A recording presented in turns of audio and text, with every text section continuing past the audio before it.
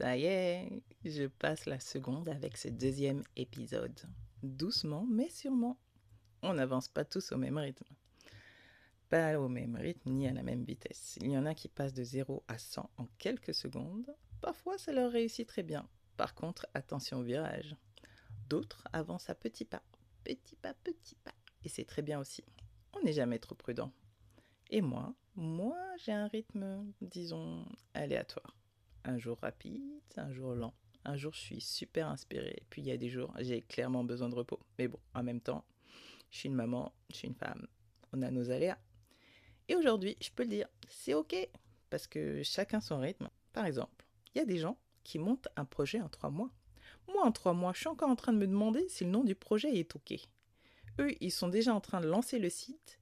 Et moi, j'ai changé de police 12 fois. Et franchement, c'est pas grave. Mais j'ai mis du temps à arriver à cette conclusion. Ça n'a pas toujours été aussi clair dans ma tête, ni aussi rapide. Mais bon, allez, je vous raconte. J'ai toujours été hypersensible. Mais plus jeune, j'étais hypersensible et immature. Je n'avais pas du tout les codes. Mais quand je vous dis pas du tout, absolument pas. Pour moi, les blagues, je les captais pas tout de suite. Tout ce qui était sarcasme, ironie, je passais à côté. J'étais naïve. Genre, on me disait ah oui, super idée. Et moi, je disais oui, merci. Et genre, 3 heures plus tard, je réalisais qu'en fait, c'était pas un compliment. Mais bon, pour moi, naïve que j'étais, je n'arrivais absolument pas à imaginer que des gens puissent volontairement être méchants, cruels, bref, que ce soit des adultes ou des enfants. Puis les années ont passé et le lycée est arrivé. Et là, c'était pire. J'ai essayé de me vendre dans la masse, de faire comme les autres, mais non, toujours pas à ma place. Ni dans les groupes, ni dans les fêtes, ni dans les conversations. Il y en a qui débattaient sur qui voulait sortir avec qui. Tu crois qu'il m'aime encore? Comment te dire? Enfin bref, moi je me posais des questions sur le monde, l'univers, les étoiles, la vie sur Terre. Si l'univers avait une fin, bref, j'étais pas du tout dans ce monde-là. Vraiment, toutes leurs discussions d'ado, ça me semblait super futile. Et je me disais, ah, vivement que je devienne adulte. Mais bon, spoiler, les adultes ne sont pas franchement plus doués que les ados. Et moi, j'étais toujours aussi décalée. Déjà à l'époque, je trouvais les interactions fatigantes. Les différences de culture, de façon d'être, de penser, grandir me semblaient genre juste compliqué. Le monde me semblait compliqué. Déjà, mon esprit partait dans tous les sens. Ça me semblait... Enfin, suivre une conversation, pour moi, c'était une montagne. J'avais du mal à fixer mes idées. J'avais du mal à les rassembler et pouvoir les exprimer clairement.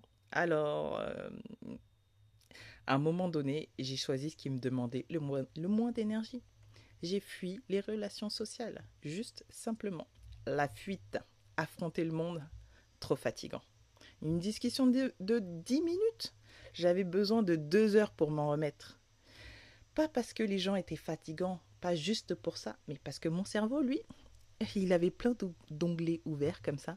Et à chaque fois, je me repassais les conversations en boucle en espérant avoir été assez clair. Est-ce que ce que j'ai dit ça allait? Bref, trop épuisant. Et puis à un moment, j'ai essayé d'être moi-même, vraiment pleinement moi-même. Les gens étaient curieux, me trouvaient bizarre, intéressante. Et puis ils ont commencé à projeter des projets sur moi. Ils avaient des attentes, des choses que je n'étais pas sûre de vouloir ou de pouvoir assumer. Et quand j'essayais maladroitement, je sentais de la déception, la leur, la mienne aussi. Alors parfois, je faisais exprès d'être moins brillante, moins enthousiaste, moins moi, comme si je baissais le volume pour ne déranger personne, pour ne pas attirer l'attention. Sans m'en rendre compte, je me suis vraiment éloignée de moi-même, de ma propre lumière, pour éviter de décevoir, pour éviter de blesser. En fait, j'avais juste peur. Pendant tout ce temps-là, il n'y avait qu'une chose qui ne m'a pas lâché, la musique. Peu importe le rythme, peu importe le style, vraiment, j'y m'y ajustais. Là où je n'arrivais pas avec les humains, j'y arrivais avec la musique. J'ai trouvé toujours la bonne fréquence. Simplement, je pouvais me laisser porter par n'importe quel morceau. Et puis, un peu plus tard, je me suis intéressée à la physique, aux ondes, aux fréquences. J'ai découvert que les humains émettaient et qu'on était aussi calibré pour les ressentir. J'ai découvert le concept de l'empathie. J'étais une éponge. Je ressentais ce que les autres ressentaient. Le lien est évident. Humain et musique parlaient le même langage. Et là, ça a tout changé. J'ai donc essayé de me caler sur le rythme des autres. Mais c'était épuisant parce que c'était pas mon rythme naturel. Il y avait toujours un moment où je devais me replier, retourner à ma source, avoir mon moment de solitude. En plus de ça, je croyais que j'étais toujours en retard sur mes réactions, mes émotions. Par exemple, dans la vie, quand on m'annonce une nouvelle, j'ai un temps de latence. Genre comme un ordinateur, un Windows 98, genre long à la détente. Quand on me dit quelque chose, je hoche la tête, mais en fait, je suis toujours en train de charger la page, tu vois. Donc, un jour, j'écoutais une interview sur TSF, la radio du jazz, et puis j'ai eu une révélation. Donc, l'interview portait sur la composition du jazz, enfin bref. Ça disait que c'était un ensemble d'instruments qui jouaient pas du tout au même tempo, et pourtant le résultat, il est juste spectaculaire. Et là, j'ai compris. Je suis pas obligée de me synchroniser avec tout le monde, parce que le jazz, c'est pas du tout ça. Par exemple, la contrebasse, elle est pas là où on l'attend pas, elle est dans sa propre mesure. Là, si tu l'enlèves, le morceau n'a plus la même saveur. Et puis, il y a aussi le saxophone. Lui, il s'enflamme. Il ne suit aucun rythme. Il est dans son ambiance, tu vois. Et il dénature pas le reste du morceau. Il rentre quand il veut, il déborde, il prend la place.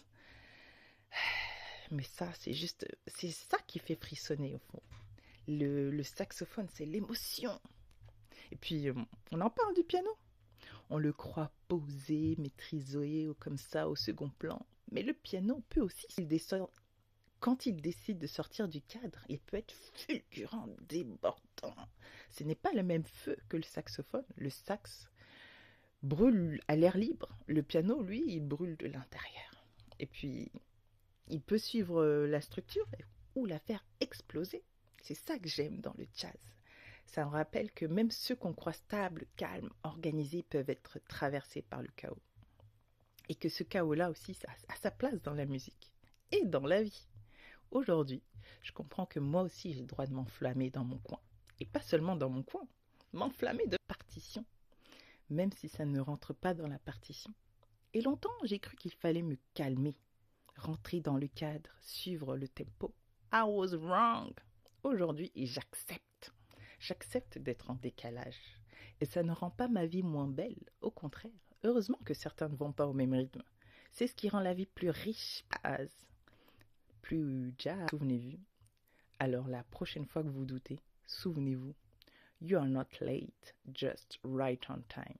Ce qui veut dire que vous n'êtes pas en retard, vous êtes pile à l'heure. Je vous laisse maintenant avec une musique que j'ai composée spécialement pour cet épisode et elle s'appelle Right on Time. Enjoy!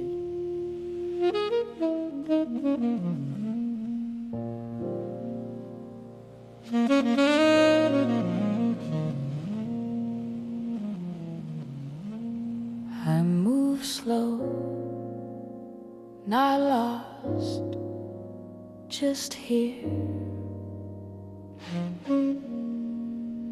I hear things later, deeper.